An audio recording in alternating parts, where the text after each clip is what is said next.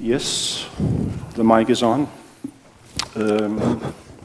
Welcome everybody to this panel about Helsinki, the Helsinki Final Act, 40 years later.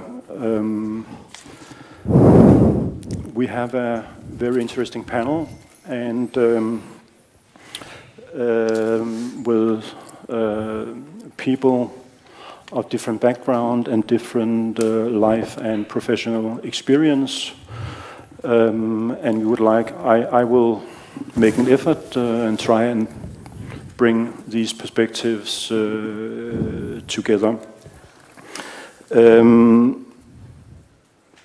I don't want to say more here in the introduction.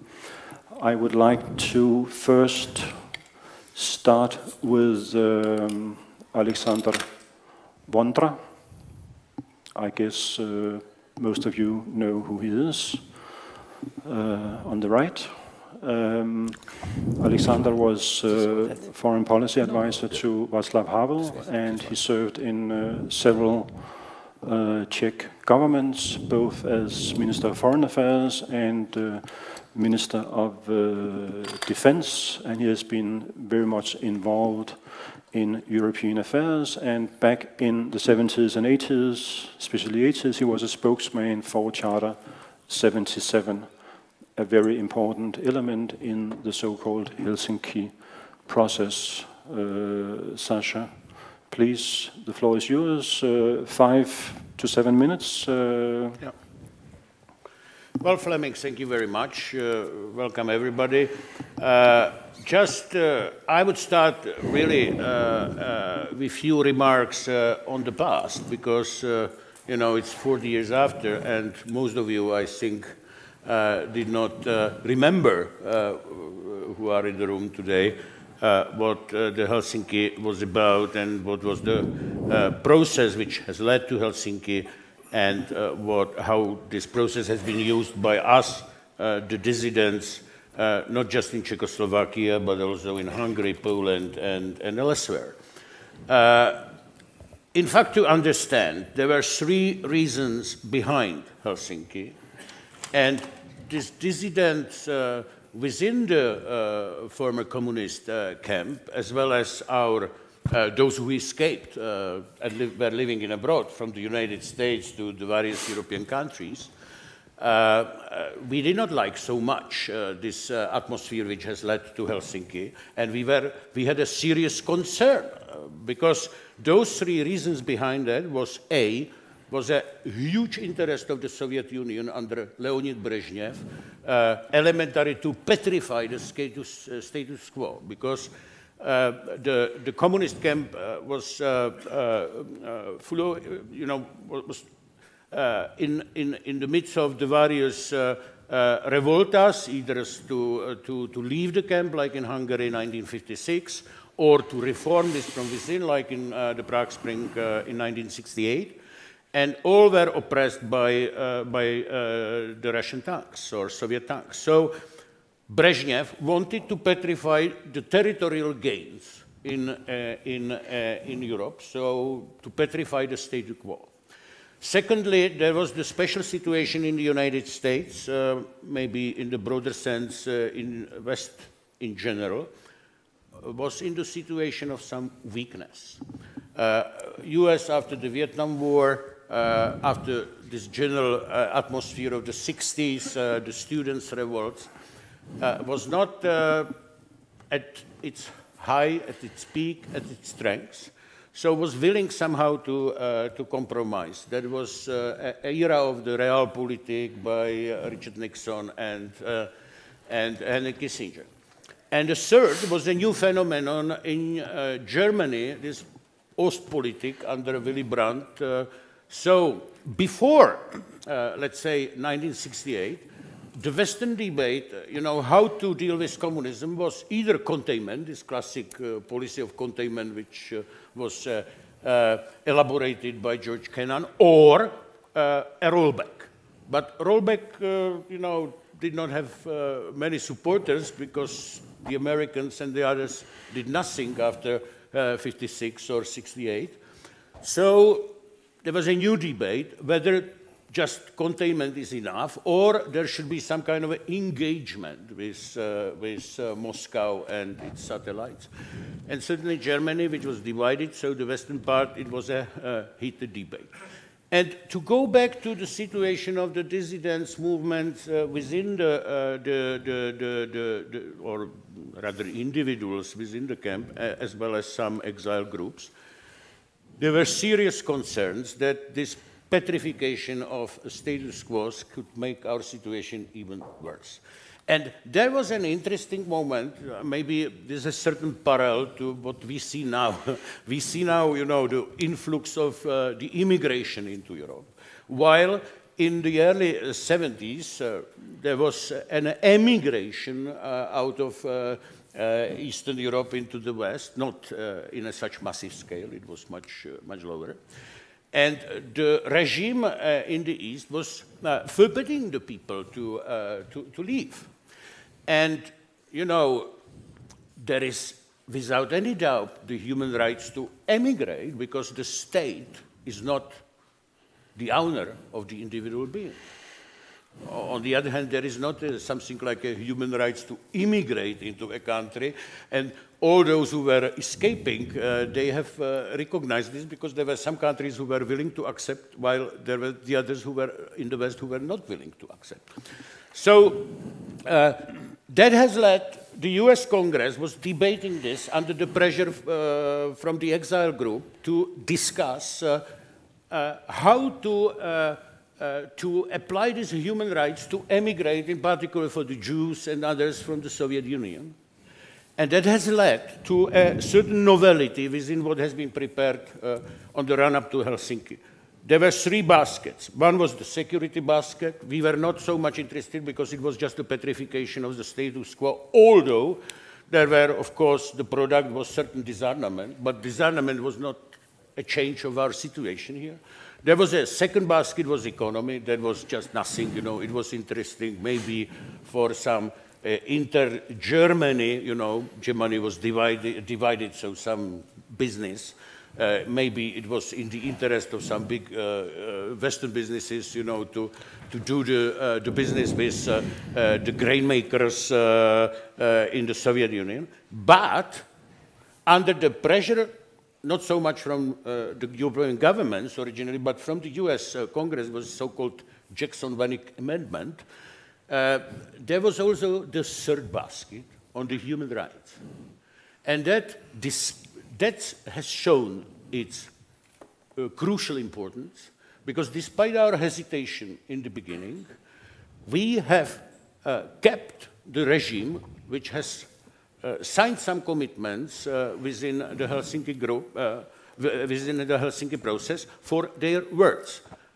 If you read the original statement of Charter 77, which was published in January 1st, 1977, just the first paragraph is that Czechoslovak government has finally undersigned under the key two US UN Human Rights Convention, and in particular those two optional protocols, which signing of this, you know, the government has committed itself to live up to certain obligation. So the government has finally signed something what, you know, human rights, which is a universal nature, and is committed to fulfill, but the reality is in a very opposition to what they have promised, that it's valid only in the paper, and we are here to call them responsible for not fulfilling what they have submitted for or promised to fulfill. And then within this human rights basket, which originally, you know, was meant just as an unimportant supplement, you know, to show to the US Congress that we are doing something. But thanks to the activity of, you know, the group like Charter 77, Polish core, of course, the Helsinki group in Moscow, we have created from this human rights basket something what was not a supplement, but the daily core of the debate. And the benefit was that, you know, we could have at home, in the opposition, we could have some instrument, you know, this universal human rights, which are very broad, what could unify the people of very different opinions, you know, from the left to the right, under one roof. And what has established also a certain links and then deeper communication between us and the West.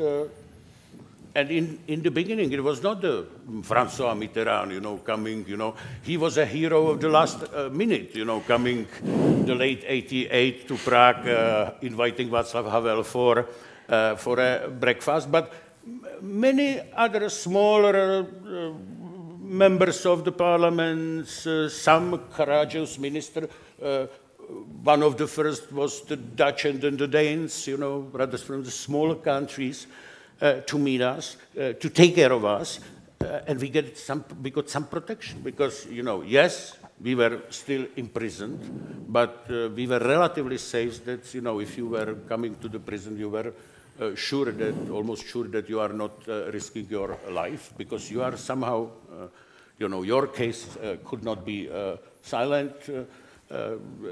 It's a subject of certain monitoring from the West and the communists, you know, once they were downgrading with their legitimacy within the society to absolute zero, were somehow interested to get, you know, the help from the West, so they could not oppress the dissidents under a certain level. And this was the importance of the Helsinki in my memoir. Mm-hmm. Thank you, Sasha. To broaden the historical context, I would like to turn over the floor to Martin Budara, who is currently an advisor to the Slovak president and a former advisor to Václav Havel on human rights, and a prominent sociologist, and also involved in the Helsinki process back then. But Martin, I would like, apart from historical recollections, could you also take a shot at trying to put the Helsinki Agreement into the context of current affairs? Could it be useful in any way in today's situation, or is it just an agreement that was successful at a specific time in history that cannot be repeated or used anywhere or anytime else? Thank you very much. Sasha has already described several key elements of the Helsinki Act and also of the process which was behind. And I have to say I will never forget that day, the atmosphere of that day in Czechoslovakia, when literally thousands of people were buying Slovak Pravda and Czech Rude Právo because the Helsinki Agreement was published. It was like a miracle arriving on the scene. People were buying newspapers which otherwise simply no one almost was interested in. And then they didn't believe their own eyes. They were reading that also Czechoslovakia subscribed to everything what was said and what was stated in Helsinki. Yes, Helsinki has beyond any doubt contributed to the fall of communism, but it is good, especially having in mind the current situation in coping with authoritarian regimes, that it was not just Helsinki. It was not just Helsinki, it was also, if we look at the external factors, it was obviously the Pope, it was Jimmy Carter human rights policy, then it was Ronald Reagan with his courage to enter the confrontation in military aspects with the evil empire. It was beyond any doubt Gorbachev. These were the external factors. And last but not least, but maybe first and foremost, it were the people in Central and Eastern and Southern Europe and in the Soviet Union, which simply were able to use the Helsinki process, Helsinki Act, as a tool in their resistance. And so either it was in a massive scale, like in Solidarity or Charter 77, or church activities in Eastern Germany and also Czechoslovakia, Czech Republic and Slovakia, and also some environmentalist group. All of them were the islands of the resistance, and even if it was controversial, even at the beginning, as Sasha said, it looked like, my God, this is just the confirmation of the Russians' gains and victory. It has proved to be differently. And I'm mentioning it only and solely because of one reason. It shows us that the coping with authoritarian regimes, especially in a peaceful way, to expect that they will collapse only as an effect of efficiency of working one factor is simply not probable. It was a synergy, a unique synergy, very hopeful synergy of various factors which contributed to the fall of communism. Well, why it was important? Because from that time, the human rights agenda has become a stable and a permanent agenda of communication between the two blocs in diplomatic communication, and simply it was always put on the table, and it has generated solidarity. It was solidarity of Western politicians, but also of people at that time which had a great respect, like, I don't know, Arthur Miller, Heinrich Böll, Samuel Beckett, and the others who were, I would say, at that time, the genuine celebrities. And it has launched a process. Sasha already mentioned it. It has launched a process. In all those countries, small groups, small communities were established who were monitoring, who were protesting, who were criticizing, and who obviously who attracted the attention of Western politicians and media. Now, this question, was it unique? Is it possible to repeat? Well, yes and no. To a certain extent, I'm afraid it was unique. It was unique because the Soviet Union has been systematically working on confirming its gains of the Second World War, legitimization of everything what they have acquired, and they underestimated the meaning of the human rights baskets. They say we will simply not, comply with the content of it. But it was, let's not forget, Sasha suggested it was done. So Kissinger and Nixon traveled to China. There was Ostpolitik. It was after Yom Kippur War. There was the UN peace force, peacekeeping force was established in Golan Heights. So it was something at that time relatively unique. I think we have now to return. What does it mean for today? What does it mean for today is to cope and to struggle, and I will now simplify, with various types of authoritarian regimes or even dictatorship. A part of them are sort of a hybrid nature. It means they allow some signs of maybe economic freedom or something like that, but only until it doesn't touch the strength of the ruling elite and the strength of the system. The others are, like it was until recently Cuba, and many others are simply more tough, and then there is Russia. And I think here it is very complicated because there are various interpretations of what the Russian leadership is doing.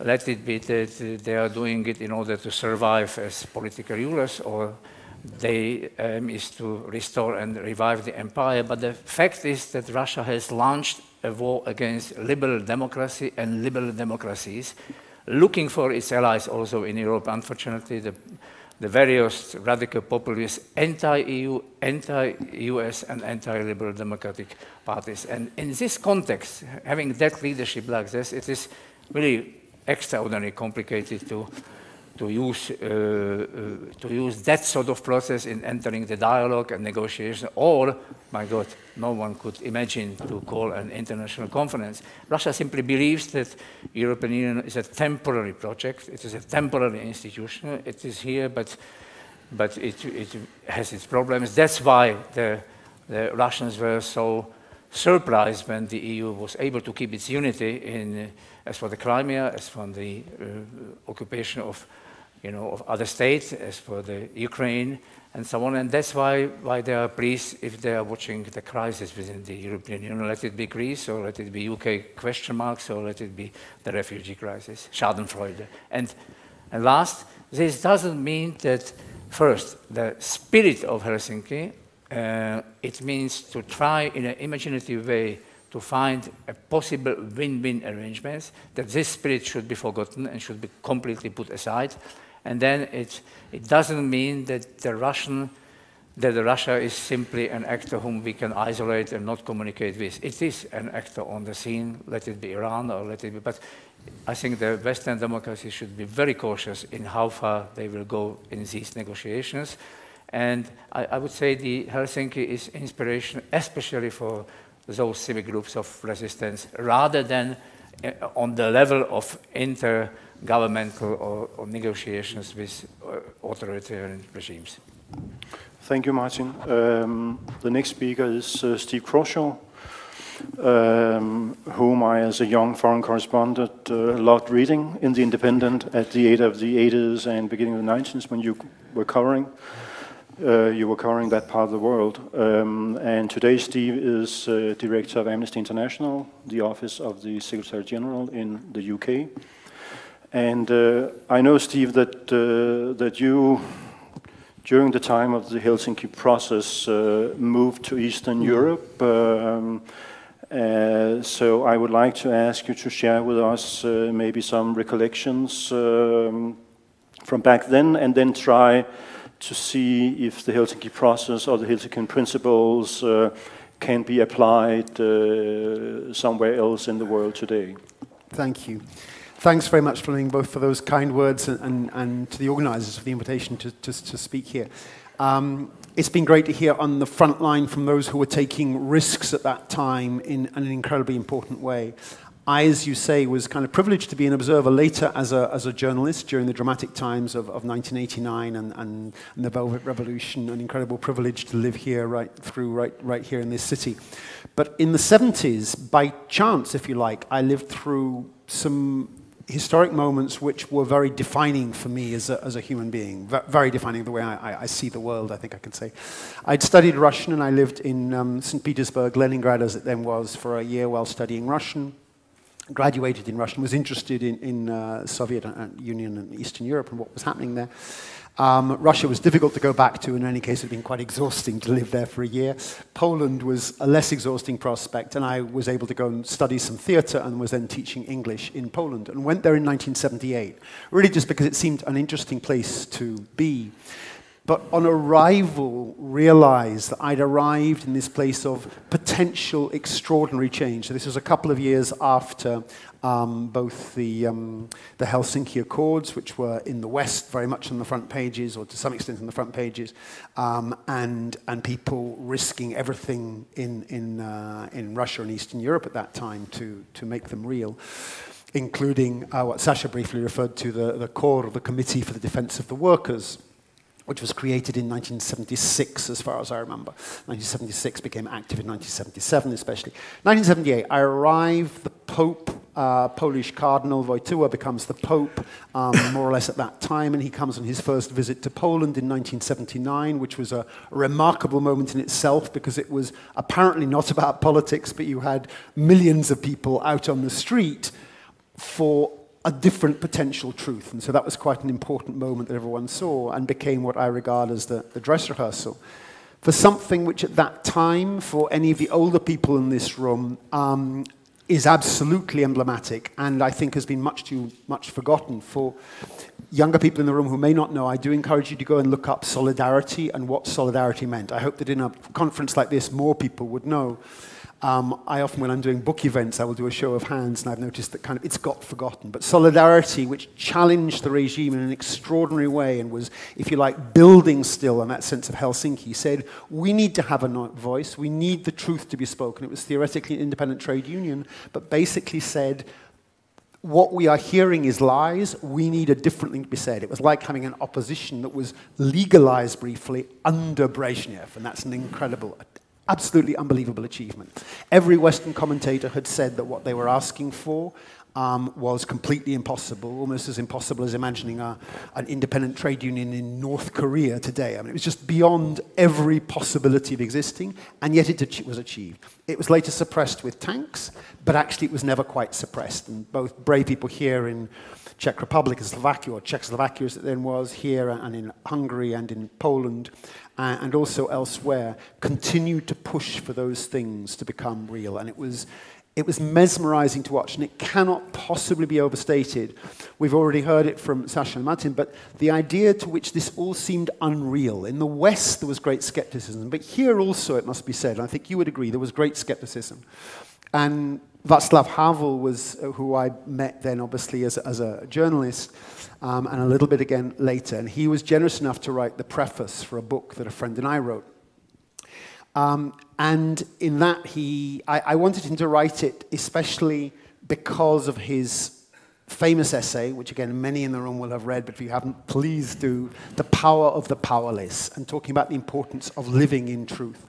And as he himself pointed out later in the preface to this, he and others, like Sasha and others, were mocked as Czech Don Quixotes tilting at unassailable windmills. The idea was, this wasn't going to happen. You could dream of this power of the powerless, and the narrative, for those who haven't read the essay, is basically about, well, one person who says, I want things to change, nothing will happen except bad things. But if two people say it, maybe 10, 20, 100, if everybody at the same time says, I don't really believe in this system, it doesn't really work, then the house of cards itself can collapse. And you can never do it in the expectation that it will collapse.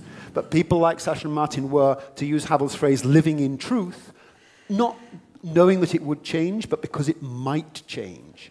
They must contradict me if they feel that wasn't the narrative, but I feel there was that sense of doing things because they mattered. And actually, when many, many people, more people did stand up and say, no, enough already, that created those extraordinary changes. So Poland was a kind of prologue, and solidarity was never put back in its box, never put back in its box after the tanks came in. This cannot be emphasized enough. And there was a rumble. By then, the foolish Russians were in Afghanistan, of course, in the meantime. So they had more difficulties than they could deal with. Yes, other external pressures were there, but the courage of people here was incredible to watch and live through. So that mattered in the ways you've already heard, in the ways I've described a little bit then, for creating really extraordinary change from absolutely nothing. Are there parallels today? I would say yes. There are many challenges which have just been addressed with Russia, and certainly if it comes up in questions, happy to talk more on Russia in a moment. Certainly very, very difficult and very depressing for all of us who love Russia as a country and the possibilities that it should have. And it's clearly a theme that Amnesty International, my own organization, is working on, much busier with Russia than we would like to be at this point. Sadly, also, even here in Central and Eastern Europe, where things have in some senses been positive, we're seeing a lot of distressing things, which again we can perhaps address in the Q&A session. But the place that I want to focus on especially actually is China, which again has that quality of being this huge thing that just isn't going to change, or change economically, do well, but is seen as being unassailable in the same way that the Soviet Union was seen as being unassailable. But actually, I think these little processy things, because Helsinki seemed full of just process. It didn't really seem to be about exciting change. It was taking a dull document. I think Sasha had some phrase, I can't remember, but it was kind of like a piece of paper that none of the people who signed up for it, certainly not in Moscow, but frankly, probably not many in Washington believed it would ever mean anything. And it was the courage that actually made it mean things. So let me give you a couple of examples of some Chinese things, of the dull as dust process, which actually means more than people can imagine. There's a thing which I'm guessing that quite a few in the room may not even have heard of. It's kind of well known to those who care about United Nations things, but is not exactly filling our front pages, called the Universal Periodic Review. As part of the UN Human Rights Council, the Human Rights Council itself succeeds the Commission on Human Rights. We have a Human Rights Council. One of the new things it introduced was Universal Periodic Review. As its name suggests, it does review a country's human rights performance. It is universal. Every single state in the world must go through it at some point, and it is periodic. It happens every few years. And a couple of years ago, it was China's turn. And you could say, well, what does this piece of paper mean that never makes it onto the front pages really anyway, saying here is the list of the human rights violations that China is committing at the moment. But there are a number of brave people in China who believed that this could matter in a, if you like, quite a Helsinki kind of way. If we can get the evidence that's needed to the audience in Geneva, if they fully understand, then the pressure will be put on my country, and then my country will do some of the right things that they should already be doing, and that they have signed up for doing under the UN instruments. And a tragic event at that time, but also a very powerful reminder of how worried such a powerful, all-powerful government as China might feel, is the story of Chao Shun-li, a brave, brave Chinese activist who worked on many issues, but among other things, she was working particularly on the Universal Periodic Review, and she was due to travel to Geneva for some talks on the Universal Periodic Review. We're talking at the end of 2013. She was arrested before going. She was held. There were, of course, international protests, but she was arrested and held. She was then treated very badly in prison. She was then denied medical treatment. And they were so worried about what she might be able to achieve through that they were ready to go to the ultimate and brutal lengths. Chao Shun-li died behind bars. So there is nothing optimistic to take out of the narrow story of what happened to Chao Shun-li. It's a terrible tragedy, and above all, it's not just a tragedy, it's a crime, an absolute crime committed by the Chinese government.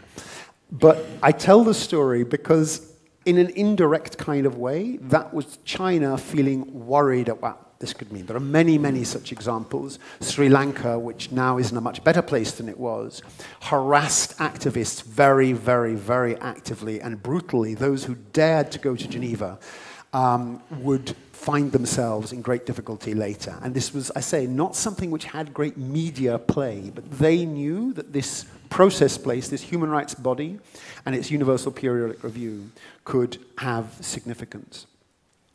So I think we need to judge of the possibility of what might be achieved, not what we think will be if we look at the cold logic. And a very, very favorite quote of mine, I do love the Havel quote about the Don Quixote, but I also love a quote by the Polish writer Czesław Miłosz, who said in 1987, so in other words, well before the Berlin Wall had come down, or before people had started even thinking about it even, but a very timely quote. He said, "Our natural tendency to place the possible in the past leads us often to overlook the act of our contemporaries, who defy the presumably unmovable order of things and accomplish what, at first sight, has seemed impossible or improbable."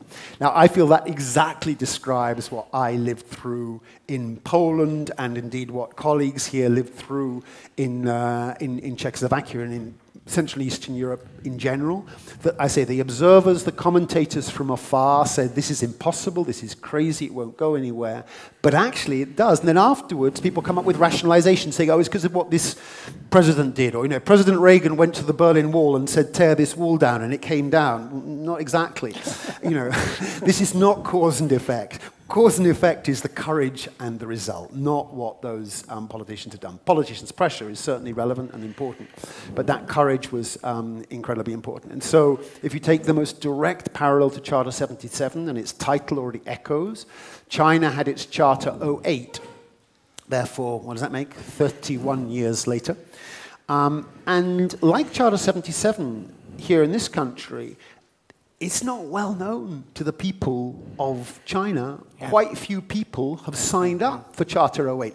So it's extremely easy for the commentators to say, oh yeah, well, it's all very well for you little intellectuals to care about Charter 08, but fundamentally, it's kind of irrelevant because, look how many of the Chinese actually know all about that. Absolutely true, but not perhaps to the same extent, but certainly Charter 77 wasn't the kind of phrase that tripped off everybody's tongue as you went buying your potatoes here in Prague. I think it's fair to say it was there, but in a way it was a slow burn, and when the final explosion, well, the peaceful explosion, but the peaceful drama came, it was all the more dramatic for that weight. And so who amongst us knows? None of us know what is going to happen in China, clearly. But what I think is very, to be honest, insulting and offensive to those who show such courage. For example, Liu Xiaobo, who in the meantime received the Nobel Peace Prize, closely involved with Charter 08. I think it's quite insulting for others elsewhere to say, oh, that's not really going to get anywhere. It won't really have any effect. seeing in the room people from Azerbaijan, for example, and elsewhere. I mean, all of these places, it needs to have the international voices that speak up and don't think this is a bit unrealistic, change won't happen. And in that context, I found it deeply disappointing. Disappointing is a very neutral word. I could use a much stronger word. To hear a former private advisor of Margaret Thatcher, who last year during the protests in Hong Kong said it was, quote, unrealistic for them to make their demands, and basically said the protesters should go back home and be quiet and be grateful for what they had already, says the man sitting in his comfortable armchair in England. And yes, of course, they were taking risks, the people in mainland China taking enormous risks. And it certainly is not for any of us to say, we encourage you to do so. That would be deeply inappropriate from those who are living in democracy with their full rights. But to understand the importance of what they are doing, including coming back to Helsinki, including sometimes using the elements of something which on the face of it can seem very, very dull, very tedious and very ineffective, but actually courage and that quite dry piece of paper together can, I think, achieve things that none of us can quite imagine. And I encourage all of us to be the Don Quixotes that Václav Havel talked about. So thank you. Thank you, Steve. Just fact-checking, how many people signed Charter 08? I think about 2,000? a few hundred. Oh, sorry, 08 did yes. you say? I thought it was a Charter 77, sorry. I think 12 or 1,600? On Charter 08. In the beginning, it was just 240. 240, and then it, 1800s. year by year, it is around 1800, you know, in the 89. Right, yes, that was in 89, but Charter Yeah, 08. okay. So that was Charter 77, went for a few hundred to a bit more. Yeah. And Charter 08, which I think you were asking about on China, so that started, I can't remember, it started with a few dozen, and it's still, if it's got to the low hundred, it's only the low hundreds. Okay. You know. It's a tiny thing. It's a symbolic, it's definitely a symbolic document. Okay, thank you. Our next speaker is Manuel Costa Moroa. Hope I pronounce your name right. Manuel is from Cuba, a prominent human rights activist in Cuba. And it seems that there's a long way from Havana to Helsinki, not only geographically, but in other ways as well. So could you talk a little bit about your own experience and in how do you see from Havana the principles of Helsinki, and are they in any way relevant to the struggle that you are engaged in, involved in? Okay, thank you. Well, thank you to the audience for being here to listen in. Someone coming from the other side of the moon. And when it comes to Helsinki principles and secret treaty, I think of Cuba as being the place where Helsinki spirit have to move. It is important for me, when reading about this process in the 70s of last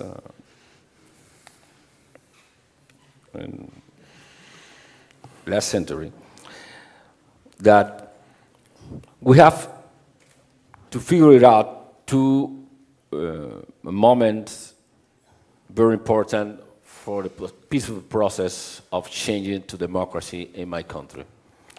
One, and this is something I learned from Helsinki spirit, one is that it is important to see the democratic changes in Cuba as a process,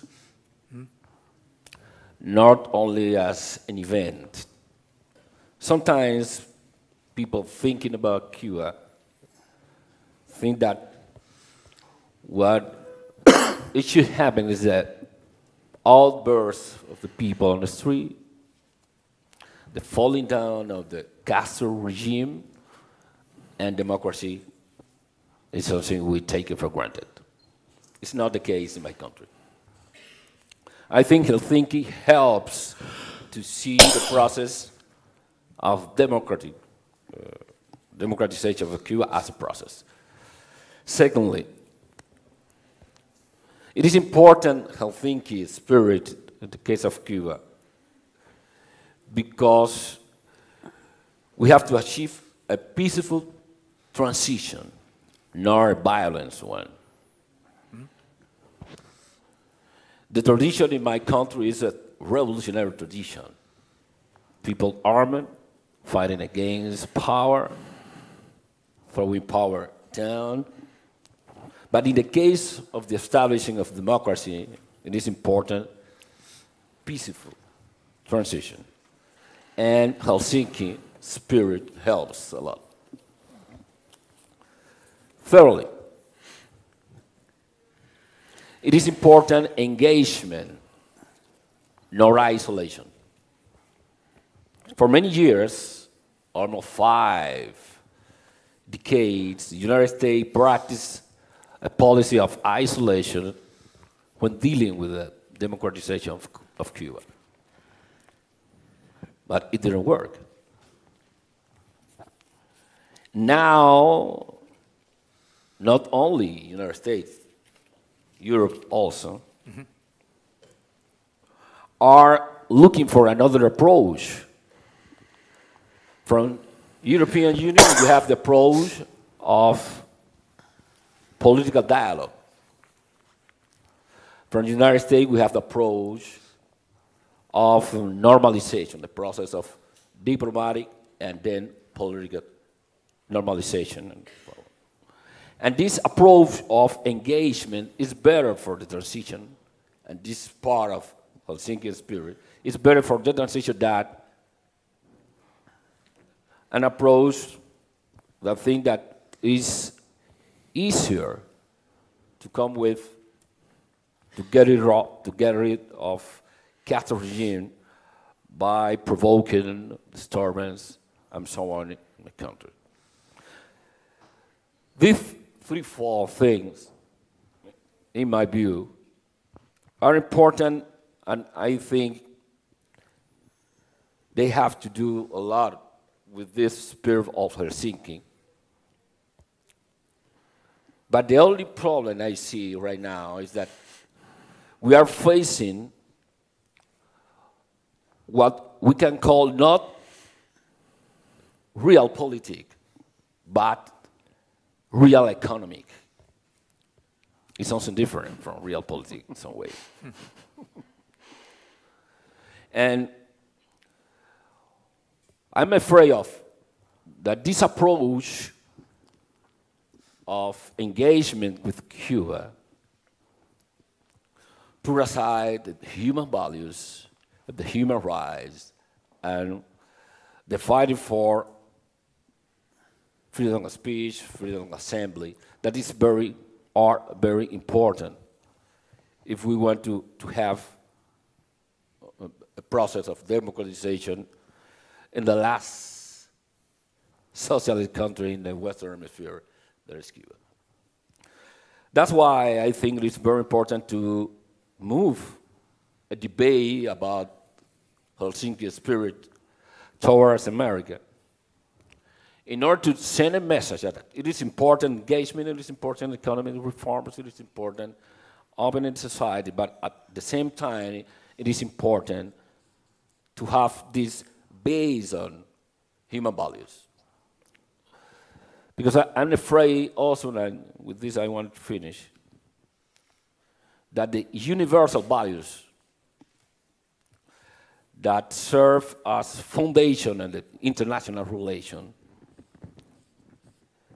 be moved toward the old idea of the balance of powers, where anybody cares about human rights, but everybody cares about how many power it can get in whatever region.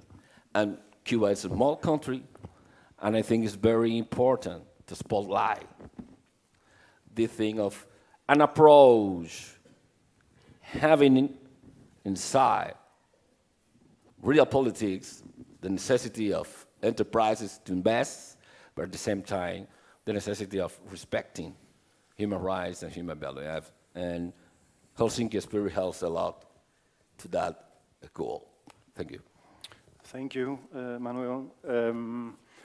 Before we turn it over to the floor, I would like to take another round, and I was struck by something you said, Steve, that Havel's essay about living in truth and the power of truth. What the Helsinki groups did in different countries was in fact just trying to collect facts and present them to the Western public and their own public in order to make their case. If we look at the current situation, there seems to be a sense of intimidation in the West about Russian propaganda. And it seems to me that we have forgotten our own success during the Cold War, because back then in the West also felt intimidated by Soviet propaganda. But it turned out, in fact, that the truth is very powerful.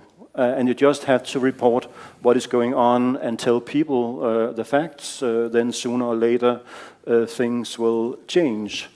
Instead, we see within the European Union and among some think tanks that we have to engage in counter-propaganda, as if we also had to create some kind of reality instead of just reporting what is going on. I mean, as a former journalist, somebody now engaged in human rights work, what do you think about that? I mean, if the truth is so powerful, why not just invest in good journalism instead of building TV stations for state money and things like that? Yeah, no, it's a very, very important question, and in some ways it's a very, very tough question. Let me answer it in a couple of different ways. First, indeed, from an Amnesty International perspective, or just this perspective of a human rights organization. My former organization, Human Rights Watch, has confronted the same issues, and others working on these, is that if you're looking at human rights violations, that doesn't just involve choosing one side. And so that's very interesting, that all the human rights organizations, including Amnesty International, so one side will be very, very happy if you find all of the bad things that have been done by Russia in Ukraine and elsewhere, and will put them right at the top of the TV news, and will put them right on the front page of the newspaper. And then the other side in the conflict will be very excited if you find, not if, but when you find serious violations that have been committed by Ukrainian forces, all those working with the tacit backing of Ukrainian authorities.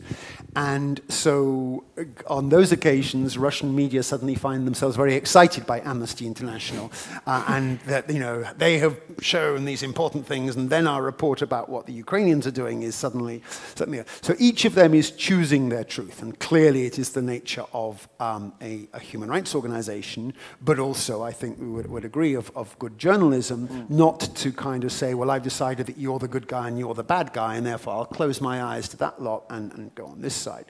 And indeed, never mind journalism, but politicians shouldn't be doing that either, because that is not the way forward. If you close your eyes to the quite serious violations that have been on the Ukrainian side, thinking we need to be critical of Russia, so let's kind of pretend the Ukrainian problems aren't there. That's not helpful at all. So you're right that in that sense, just telling the truth and the truth as it is really important. And to be fair, on the Ukrainian side, it's been good that we as Amnesty and other organizations have had a little bit better traction, that at least the authorities have acknowledged, yes, okay, we're sorry that happened, and we shouldn't, we need to investigate at least. If you're saying that there have been violations of the Geneva Conventions or war crimes have been committed, we will look into them, as opposed to just saying this is all lies. So getting to the truth, that's really important, and the truth does mean, to use the English court phrase, but I think it exists in most languages, the truth, the whole truth, and nothing but the truth, which is a difficult thing to aim for, but it is something which is at the back of all our minds. I think a kind of a separate challenge or related challenge, but one which troubles me, and I think probably many of us from deeply. I don't see Russian television that often now, but sometimes I do. And when I've seen it, I've been struck by both the similarities and the differences, both the differences and the similarities from the Soviet era. So from my perspective, the similarity is the fact that it just tells unbelievable lies. It kind of says, this happened and that happened. You go, no, it wasn't really like that. Actually, something completely different happened. And you only need to, in a modern age, go on the internet and see some respected things by either human rights organizations or other trusted organizations to say, no, what actually happened was this, and this is how it's been checked and double-checked. But the television news will tell a completely different story. But the main difference, which is where the troubling bit, I mean, okay, it's troubling, they're telling lies anyway, but the doubly troubling bit is that in the Soviet era, or in the communist era right across Eastern Europe, if you television is always influential and people always a little bit buy into their TV news, but there was a strong degree, again, I think colleagues would agree, there was a strong degree of skepticism. You kind of knew that the television was kind of lying a bit. You might completely know, or you might know a bit. But as we heard a moment earlier, that, you know, Rude Pravo, the kind of the Czech and Slovak equivalent of Pravda, the main Communist Party daily, people wouldn't bother with most of the time, except when the Helsinki Accords were in there. So people kind of knew it wasn't true, and it was true of television. You'd watch it, you put it on, but like people didn't really think it was the whole truth. And it was told by people who lied very unconvincingly. Now what happens, you watch it, and it's what I call well-dressed Soviet news. You know, very coolly dressed in a sharp suit. Definitely didn't have a sharp suit in those days. Sharp suit, cool clothes, cool looking, very confident, lots of character, lots of delivery, and says things which are just completely at odds with the reality, but in a tone of voice that says, I'm your friend, you can trust me, everything's okay. And to a much greater extent, from my observation, and I'm no longer focusing as closely as I did, but from my observation, is accepted more. And I think that's very troubling for all of us. And you shouldn't have propaganda against propaganda, but you do want to have good, accurate news which can be seen by all and understood by all. And I think there's a number of different failures that have got us to that place, but the fact that people have begun to buy into things which are simply not true in the Russian narrative makes it a complicated place to be in, for sure. Sasha? Well, you are absolutely right that the collecting facts was very important, as well as then fighting for the fact that those facts would be listened to. But it's not so much about the Helsinki system as such. You know, Helsinki system, either, you know, was a conference, this CSC before, or now OSCE, the organization instead of conference, it itself did not achieve so much because it's a very heterogeneous organization or platform with a very divergent interests.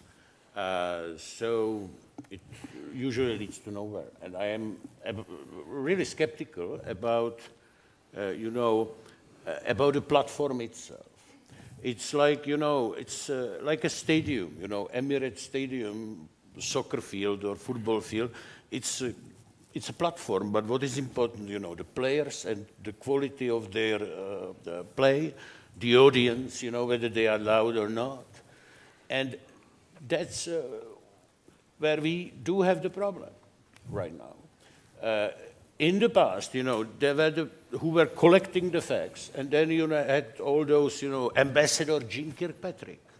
I remember those days, you know, this Iron Tongue, how she was fighting for the human rights in the Eastern camp. Now it's nowhere to be seen, or they are concentrating on the secondary or third-rate issues, you know. On the eve of the annexation of Crimea, there was an EU summit, and it was discussing the situation of LGBT in Russia, you know, with all the respect. That was not the most important thing. Confronting the country that is going to lose a piece of its territory. So that's where we are. And look, be careful, because there are also pitfalls. There are certain similarities in the atmosphere now with the atmosphere in the early 70s, which were running up to Helsinki, and which were the reasons for our concerns, as I was trying to explain. We have Putin, who wants to petrify the status quo, without any doubt, even including the territorial gains. We do have we have the Western world, including the US, performing its weakness. So, you know, Obama is something between realpolitik and isolationism. It's very similar to the atmosphere to the US in the early 60s, 70s, after the 60s.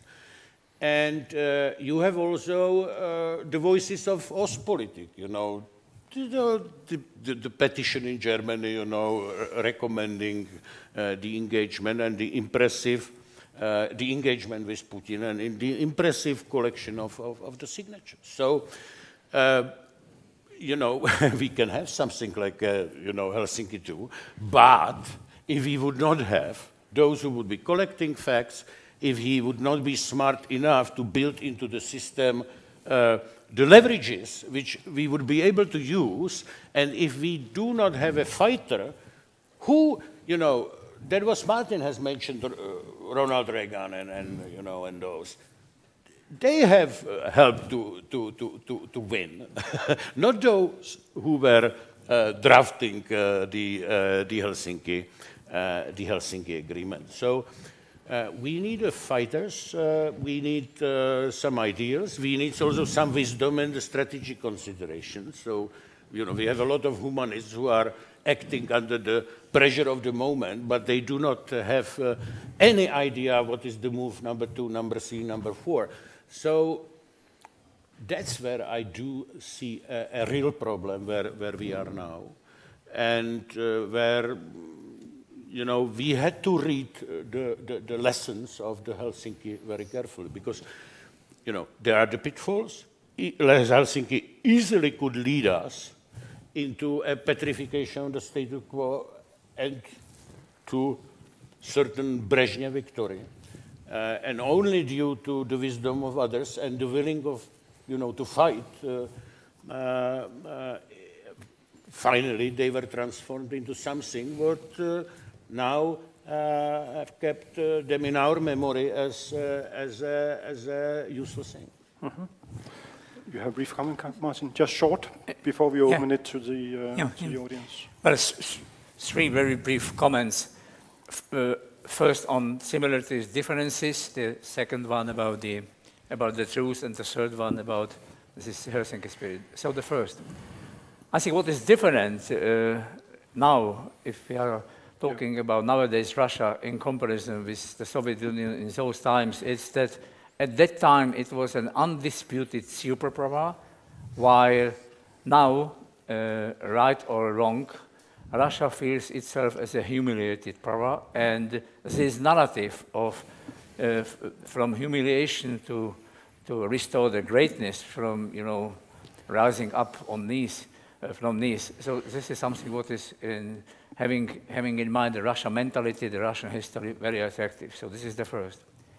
Then secondly, on truth, I think part of the truth is also that the democracy as a system, that the democratic performance of democratic countries is also in certain crisis. It means there must be homework done also here in countries which are democratic. Yes, the number of the countries which held elections is rising, but if we talk about democracy from the substantial point of view, so if you start with decreasing turnout, if you start with you know, increased feeling that my voice doesn't matter, if you continue with the decreasing trust towards politicians, and if you combine it with you know, the expansion of various conspirational theories, so it simply doesn't help that Western community to be so strong. And finally, I think you expressed it precisely. So, and these were Havel words. It was about hope, that hope is not a forecast, hope is not a prognostication, but hope is something what what one can have in his or her heart or soul, and regardless from the fact if it will bring results. And those people who have it, who work, act, in the moment of crisis, where leaders of courage will be so important, they will be extraordinarily important. So that's, I think, this Helsinki spirit is indirectly influential. You have anything to add? Okay. No. Okay, then I think we'll open it up to the floor. There are people with microphones, and I would like you to identify yourself and ask a question and not make a comment. I will use my dictatorial powers as moderator to cut you off if you start making long comments. So, questions to the panel? Yes.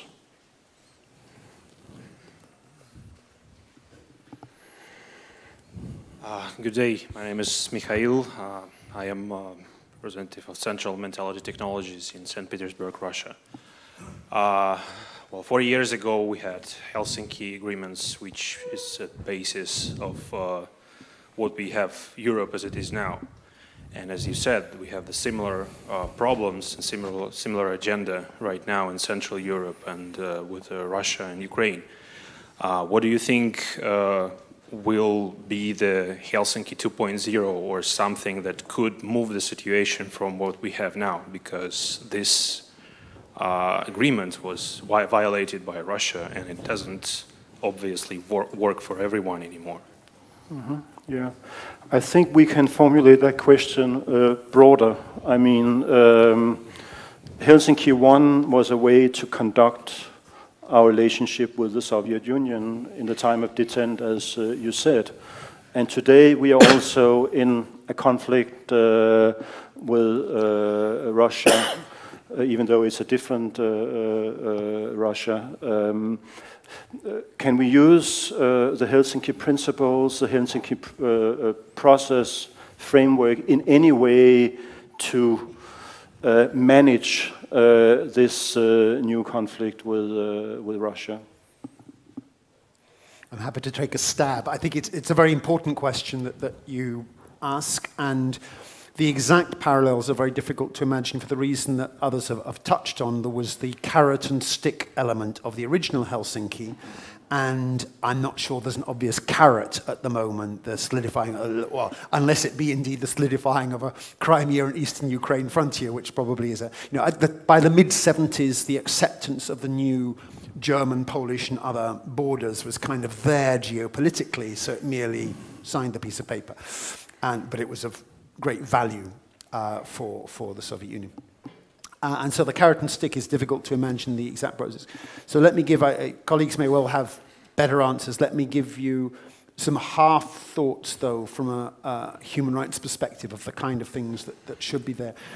There are many UN instruments which the pressures are there. I referred already to the Universal Periodic Review and the pressure. Now, fundamentally, Russia often behaves, I think you would probably agree, as though the opinion of the rest of the world doesn't matter. And Martin, in a sense, addressed this because the narrative is so strong that we are poor, brave Russia creeping up and everyone wants to keep us down, that if you sell that narrative successfully to your voters, to your citizens, then you don't need to kind of worry about what the rest of the world is thinking because they always tell lies anyway.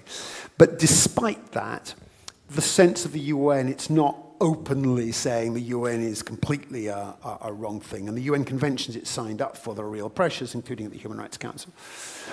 The one thing that I would say, and really this is not a good answer to your question, but it's something that I'm very, very interested in terms of kind of pressures that we might put on Russia successfully, which actually is more to do with foreign policy, which is we've seen what clouds all of our lives, let alone those living in the Middle East, but the horrors of Syria in past years. And going upstream from that, and what we're seeing obviously with the migrants and the refugees is influenced by the horror that's been unleashed, and the creation of Islamic State has been influenced by the failures internationally of looking away from that. And so one of the things that Amnesty International and a number of others, including now the French government actually, interestingly, is a voluntary restraint on the use of the veto at the Security Council, of trying to persuade it to actually not use it if it's going to be used to if your veto would help mass atrocities or crimes against humanity to happen, that you would pledge in advance not to use it. France has already said yes to that. Britain has kind of more or less said yes. America doesn't, of course, like the idea because it likes to use its veto on Israel itself, which almost in some ways is quite useful in diplomatic conversation of like, both of those ones. And China, although it has used its veto, doesn't really like to use its veto very much because it does like to be seen within a group. So there's one small example, which I apologize, it doesn't really answer your question of that domestic pressures and how to persuade Russia to allow its own citizens to breathe better is the way that I would put it, which in a sense Helsinki began to do. But I do think that if Russia's foreign policy behavior became even 5% better, that in itself would have some knock-on impact at home. But I have to confess that what I've given to you, in a sense, is acknowledging how difficult it is to find the right pressures that can get there. I do think all I would go back to, really, for the domestic stuff, is the consistency that we shouldn't be looking away from the brave individuals that civil society, under such pressure, but those who are trying to speak the truth should be given the support. And it does, I say, to use a neutral word, disappoint me, but sometimes worse than that, when in past years we have seen Western governments not really want to address that because of the economic issues with, they felt if we can deal with the geopolitics, then let's not bother about the citizens. And I think that never works. But you've identified a very difficult issue, I would say. Very briefly, you are absolutely right. And this is not the only case when we see the violations. Let's mention just three. Russia violated the Budapest Agreement in 1994, which practically in exchange of Ukraine's resignation for nuclear weapons, the integrity of Ukrainian territory was guaranteed. Nothing. Then don't forget that sometimes we ridicule the United Nations, but the General Assembly voted against on Crimea, right? So it means it was the general world global public opinion. And then finally, this is an example when the Russia genuine behavior was exposed when they vetoed the investigation of shooting of Malaysian airplane. So even Venezuela, abstained. Russia was the only member of Security Council. So it means there are violations, and you are right. Each and every tool should be used to return to it, to talk about it, to require, and simply to have it as one of possible tools. It doesn't mean that they will agree. It doesn't mean that results will be achieved immediately, but it's good that it is on the agenda. Mm-hmm. Yes, other questions? Please identify yourself.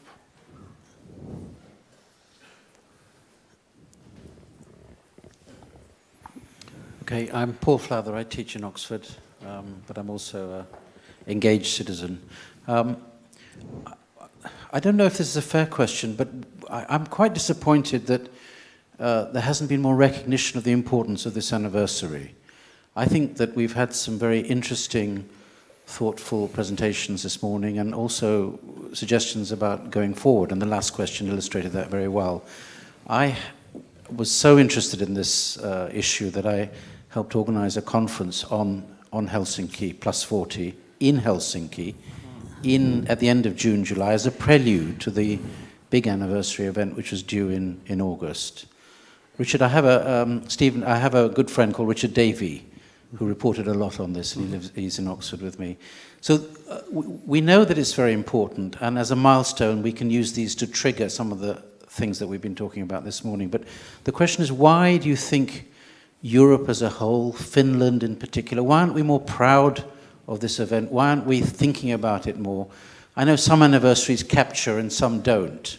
So the question is why, if I'm wrong, tell me I'm wrong, but why hasn't this captured our imagination? Good question. Sasha? Well, I don't know. My institution, the Severo Institute, was cooperating in the last 2 years with the Korean National Foundation, because, you have mentioned China. I could mention Korea, because Korea, this divided country, the South Korea, is looking for a way, how to revitalize kind of a sunshine policy, and it's trying, to think strategically into more distant past, how to achieve the unification of the Korean peninsula under a democratic condition and in a peaceful way. And they logically are looking for some inspiration in the Helsinki process. So that's the reason why they approached a couple of institutions in Germany, in Prague, in elsewhere in Central and Eastern Europe. Unfortunately, we have produced a book, and I have a piece of that on Helsinki 40 years after, but it's right now in the print, so I could not bring this. Otherwise, next week or in 2 weeks, I would be able to even to market here. But our experience just from this process was, look, we have crowded auditorium in our institution if we are discussing ISIS, if we are discussing Islamist threat, if we are discussing Russia annexation of Crimea, but this was half empty, like here. So, I don't know, look, one of the nucleus of the problem Helsinki is a process. Those who has identified themselves with the process, they would have to be equipped to wait. Roll back. You can either win or lose, but it's a story which is military intervention is something what you can watch, what has a drama component, but Helsinki process, there were small dramas within the long period of no changes. The only way how to is an example of the policy of the engagement, and all relationships are somehow transactional. So you have to have the moments, with the positive correlation. So if I want to achieve something, for example, from a totalitarian regime, and if the regime moves some positive things, so it's rewarded. Or vice versa, if he does something wrong, so it must be punished. But that's a process, step by step, effects are not visible, and we are now living, in a societies which are just reacting to a single photos, and there must be immediate reaction. So this is something what, by its own nature, is in a very contradiction to the Helsinki process. Can I have a short comment? Yeah, but I think I would just like to, inspired by the question, take it a little bit further, because Helsinki is still with us in the OSCE. OSCE is a continuation of the Helsinki process, and the Russians for a long time, in fact, had big expectations about the OSCE. But they were disappointed because our friends here, they wanted to join, well, the OSCE was not important, it was the EU and NATO, because that was hardcore security and economic development. So could we have done more to use the OSCE, in fact, as a framework for conducting our relationship with the Russians? Yeah, that's an interesting and tough question as well. On the specific thing of why we weren't marking the anniversary, I mean, you're right, it's important, as all of us in this room are acknowledging. But in a way, it was indeed who knew which way it might have gone, and it was kind of cooked up between the politicians in that kind of way. The anniversary, which was, to be fair, given considerable play, was last year's anniversary, which was 25 years of 1989. And 1989, for all the reasons we've been discussing, can be seen as the culmination of the Helsinki process. In other words, all of that courage and its small incrementation, it's when Helsinki came onto the streets, if you like. And I say that not in a cheap way, that it is obviously more televisual when Helsinki comes onto the streets, but that it's also something which did at that point involve huge numbers of people, whereas the Helsinki one was involving those small, and as it spilled on the street, the people who were most important at that time in this country and across Eastern Europe were the ones who'd been slogging away either in jail or in the darkness of the flats, printing off samizdat materials or risking little things. And so they have been acknowledged within the context of that culmination.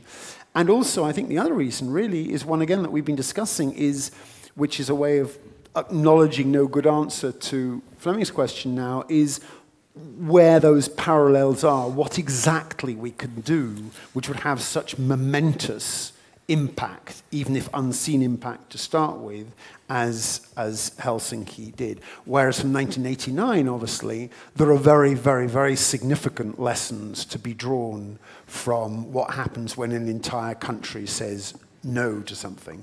And that in recent years, we've had 2011 and the Arab Spring, and then realizing that it doesn't need to have a happy ending. An Arab Spring can also have a bad ending, and so there's many contemporary echoes for what happened in '89.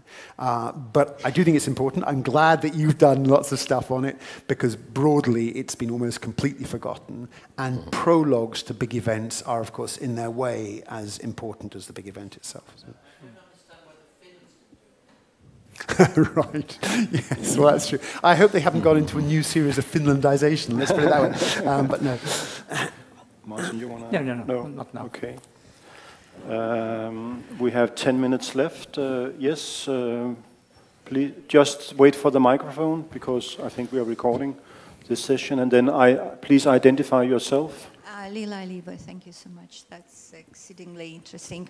My question is related to this tension between sovereignty and human rights.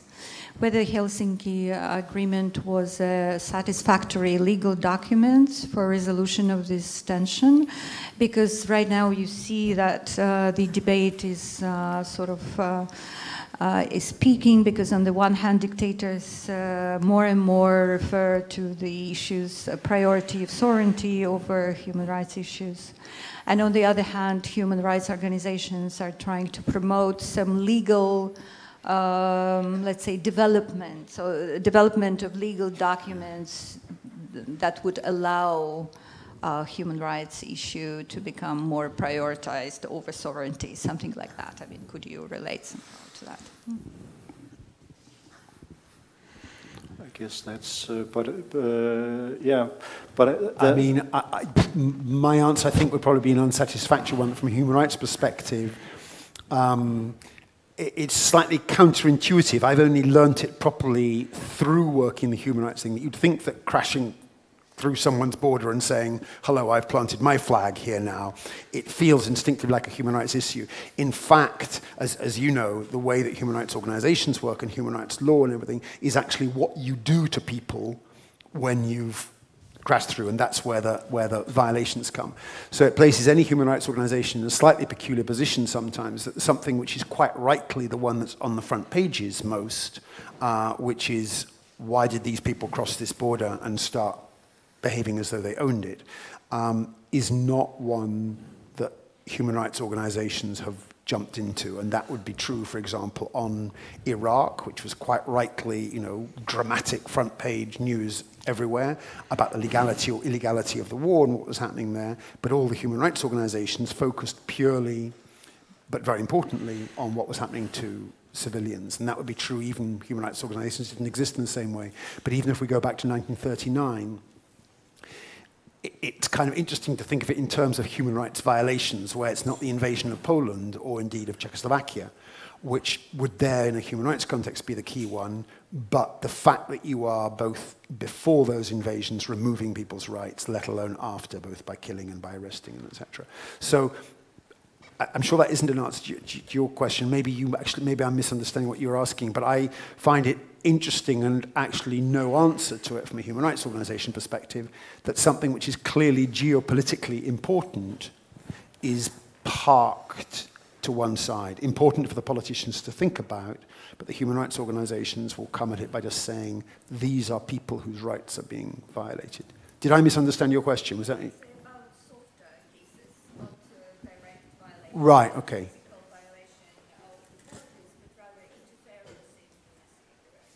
Yeah.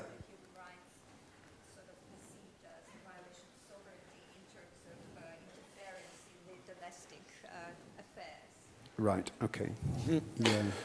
Yeah, Sasha? If I remember correctly, this original Helsinki documents has been developed upon the so-called 10 Helsinki principles. You know, I'm not able to enumerate them all. You can find this on the internet easily. And look, it's worth of reading just 40 years after, because it exactly mirrors the composition of the forces around 1975 between, you know, the humanitarian interventionist on one hand and the realist on the other hand, or other way between those who preferred rollback and those who preferred the engagement.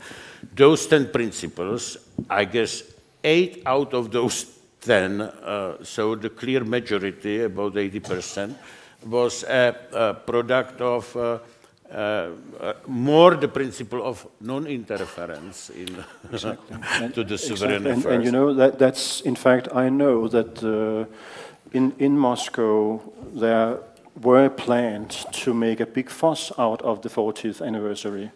But later they dropped the idea, and they exactly wanted to use the recognition of the principle of sovereignty in the current situation to make their case. Yeah. And this is also what Putin is doing on the global level, that non-intervention. Only a clear minority of those principles, maybe 2, maximally 3, are, you know, in favor of, you know, putting above, for example, the human rights.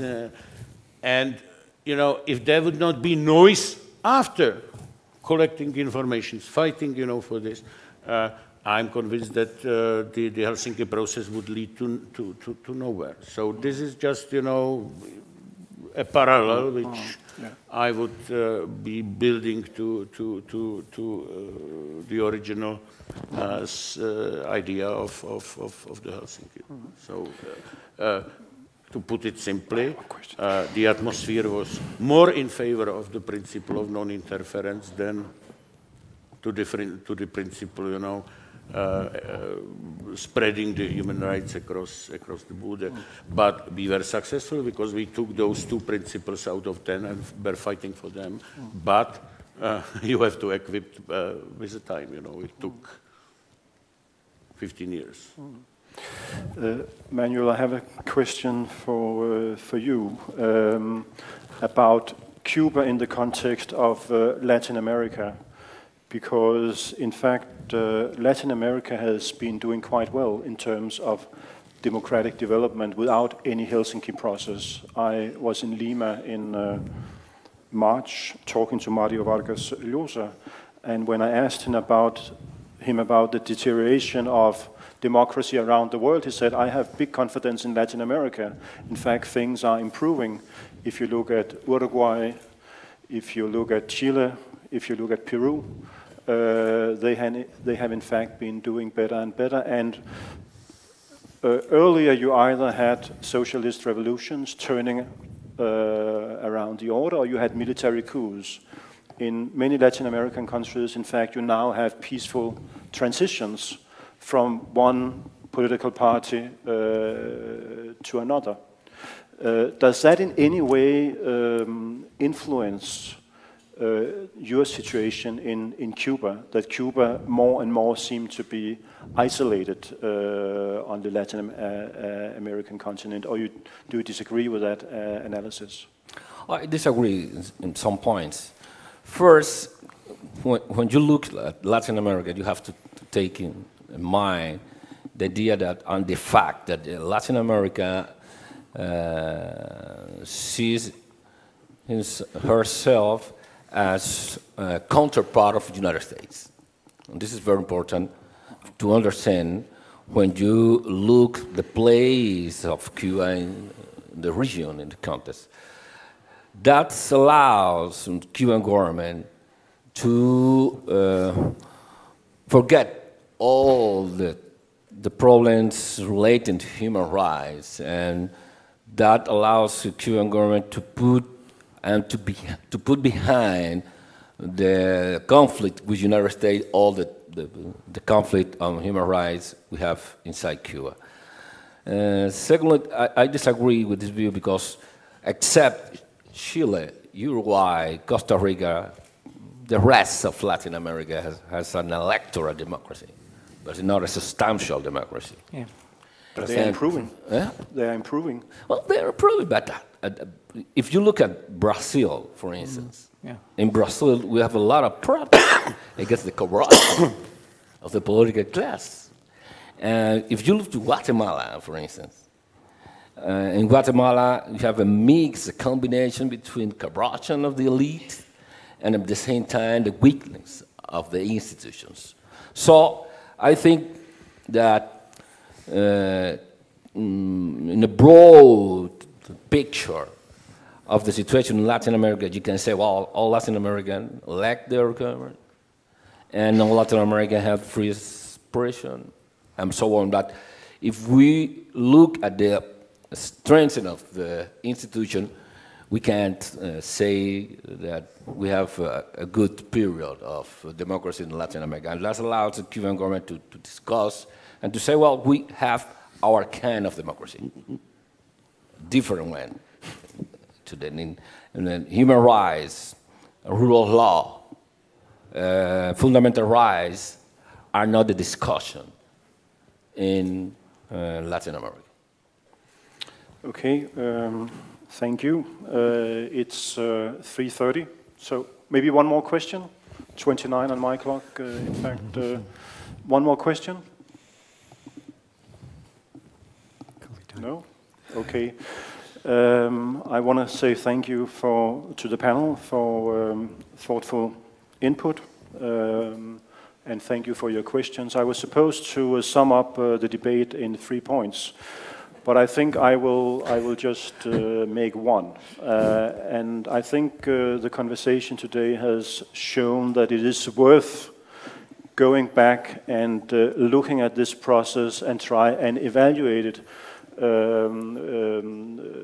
No matter whether you think the principles or the experience of Helsinki in any way is relevant or irrelevant for today, because it helps to create a context for trying to make sense of what is going on today, be it China, our relationship with Russia, or even Cuba and Latin America. So thank you for coming, and have a good evening.